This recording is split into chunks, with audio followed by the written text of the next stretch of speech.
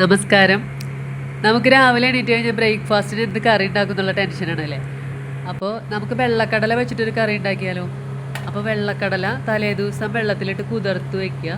അതിനുശേഷം നമുക്ക് കുക്കറിലേക്ക് ഇട്ടിട്ട് ഉപ്പും വെള്ളവും ചേർത്ത് വേവിച്ചെടുക്കാം. അപ്പോൾ ഈ വെള്ളക്കടല വെറുതെ ഉപ്പിട്ട് പുഴുങ്ങി കഴിച്ചാലും വളരെ നല്ലതാണ്, ഹൈ പ്രോട്ടീനാണ്. അപ്പോൾ അത് കുട്ടികൾക്കും പ്രായമായവർക്കൊക്കെ ഇത് തൊലി കളഞ്ഞ് കൊടുത്താൽ നല്ലതാണ്. അപ്പോൾ ഇത് വെന്ത് കിട്ടിയിട്ടുണ്ട്. അപ്പോൾ ഇനി നമുക്ക് ഇതിലേക്ക് മസാലകളൊക്കെ ചേർത്ത് കൊടുക്കാം. അപ്പോൾ ഒരു പാൻ അടുപ്പത്ത് വെച്ചിട്ട് നമുക്ക് വെളിച്ചെണ്ണ ചേർക്കാം.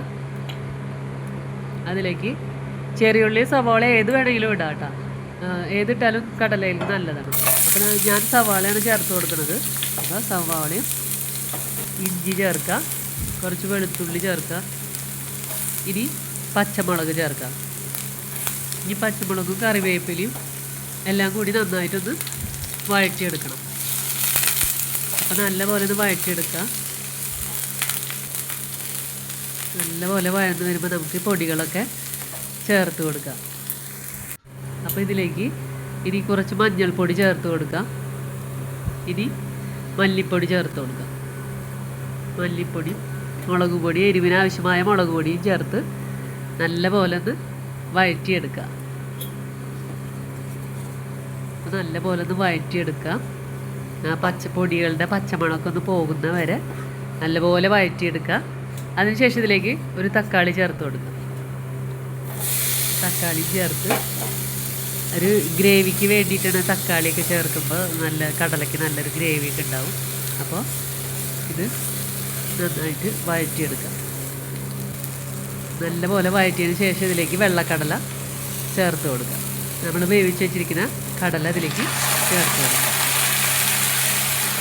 കടല ഇതിലേക്ക് ചേർത്ത് നന്നായി യോജിപ്പിച്ചതിന് ശേഷം നമുക്ക് ഇതിലേക്ക് കുറച്ച് കുരുമുളക് പൊടി, കുറച്ച് ഗരം മസാല പൊടി കൂടി ഇതിലേക്ക് ചേർത്ത് കൊടുക്കണം.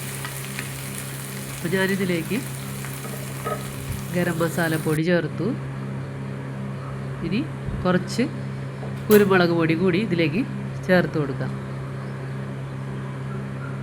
അപ്പോൾ ഈ കറി ചൂടോട് കൂടിയിട്ട് കുട്ടികൾക്കൊക്കെ ഇപ്പോൾ നല്ല ചൂടുള്ള ഭക്ഷണം കൊടുക്കണം. അതുപോലെ മാംസാദികളൊക്കെ ഒഴിവാക്കിയിട്ട് ഇതുപോലെ പ്രോട്ടീൻ റിച്ച് ആയിട്ടുള്ള കടല, മുതിര, പയർ, അങ്ങനത്തെ ചെറുപയർ എല്ലാം കൊടുക്കുന്നതാണ് നല്ലത്.